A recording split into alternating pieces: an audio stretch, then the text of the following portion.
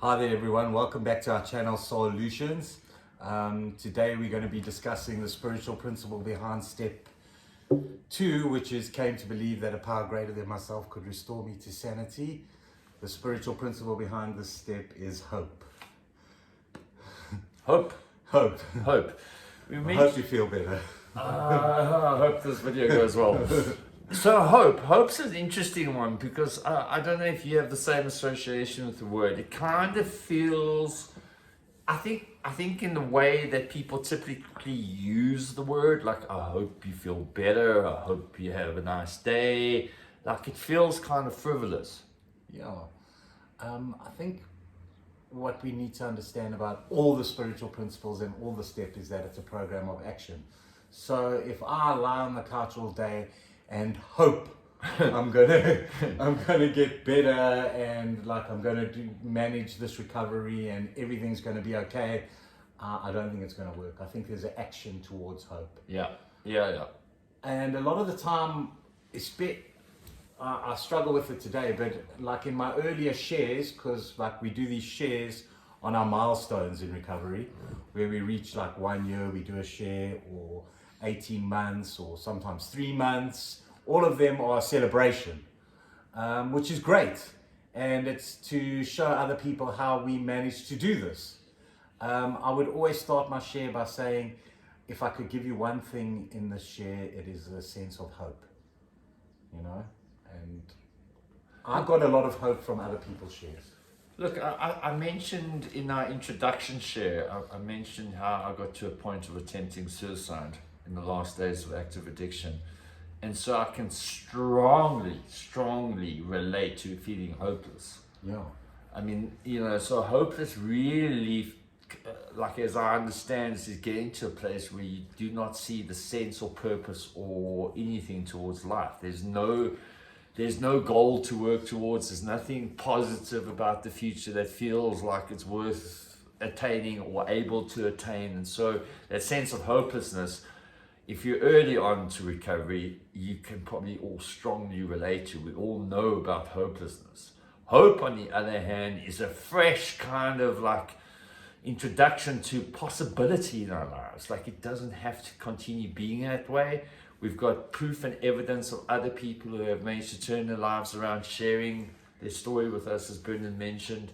And so, yeah, just having that glimmer of possibility presented to me gives me the reason to not pick up for now, not pick up today, get through the day, keep on doing what I'm doing. And sometimes the shift and the change isn't felt for a couple of days, a couple of weeks, it really or a couple of months even. It really is going to be up to me how much work I put into this process. As Brendan was saying, it's an action principle. It's not something that you sit back and just hope everything's going to be okay. Yeah, I think it's important to understand that. I've been given a lot of hope through these steps. I did also feel hopeless. Yeah. And I mentioned before, I think I mentioned it in our intro thing, was that like the process of going through the steps, and I did a very in-depth way of doing the steps. I wrote a lot. There was a lot of writing involved in the way I did my step work, and going back and reading that gave me a little bit of hope as well, through working these steps and looking for some sort of power greater than myself to restore me to sanity.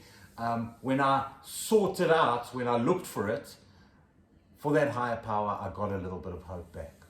And that's the important part of the step, is like getting that hope to continue on with the steps. Yeah. Because step 1 can actually be a bit of a soul destroying exercise if you do that written work way, whereas like I'm powerless, and what does powerless look like to me, and finding a way to lost my train of thought. I mean, look, so have I now.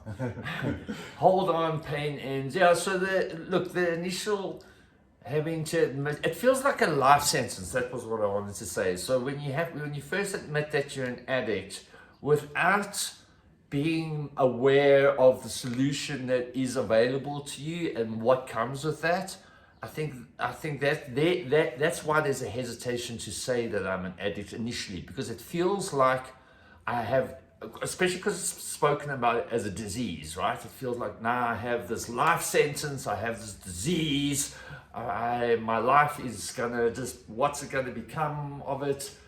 And so, yeah, I agree. I think that initial entering into this process can be feel a bit disheartening, which is why we encourage you to get to some meetings. If you get to a meeting, so they all run on the basic same kind of framework in terms of how they function, but the vibe from meeting to meeting can change. Yeah. So if you get, does change, so if you go to your first meeting and you're not too sure about it, you're not too sure about the peeps that are there, it does happen. Some meetings are toxic.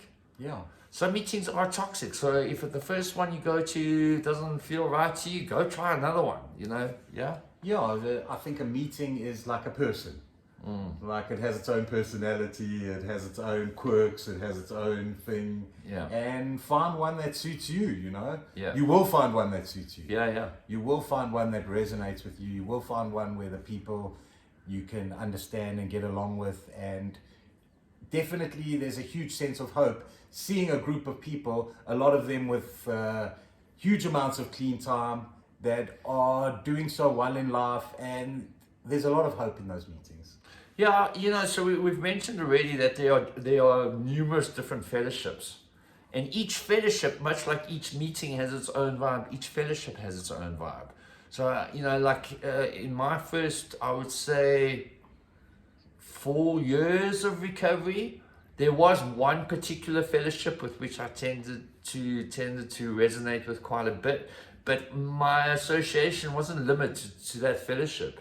I did the CA, the NA, and the AA meetings, and some others, because I all felt that they had massive amounts of value to offer me. So, yeah, go try a few on for size and see what works for you. Yeah, I like any 12-step meeting, so I'm not stuck on one specific fellowship or anything like that. I go to them all and I get something from them all, so there's definitely I always tell people the first thing you need to do in recovery is get a home group, find a sponsor, and be of service at that home group. And those are actually the 3 things you really need to start this process. Okay, so because you can't really do it alone. So for our viewers, what do you mean by home group? What does that mean? Oh, okay. So a home group would be a meeting that you would go to regularly, whenever it is, as possibly as much as you can. You don't have to go all the time, but I would recommend if it's once a week. They generally are once a week. Then I would find a home group, which would be that meeting where I go to consistently. It kind of becomes your core group of support. Yeah, exactly. Yeah, and from that you can expand. Yeah, and that's what it's about, is having this support structure. Yeah. I know that my home groups in the past, if I could phone anyone from that home group if I was struggling, and they would be there to help me. Yeah. It is always recommended to get a lot of phone numbers in the rooms, and it is really helpful. Don't just get one phone number, because then okay, so I got this one phone number, I phoned the guy because I was struggling and he didn't pick up. Oh, what's the point of this?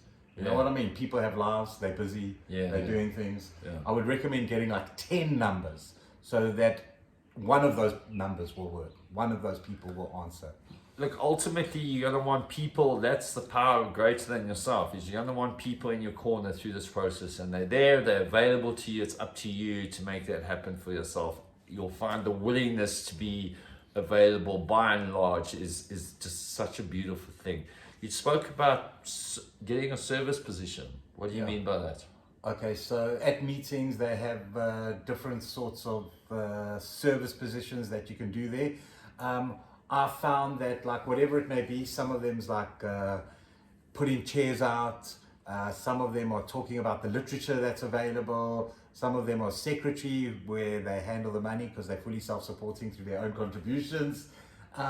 Tea, coffee, all that sort of thing. I found that if you put your hand up for a service position, you're more likely to be accountable to attend that meeting every week.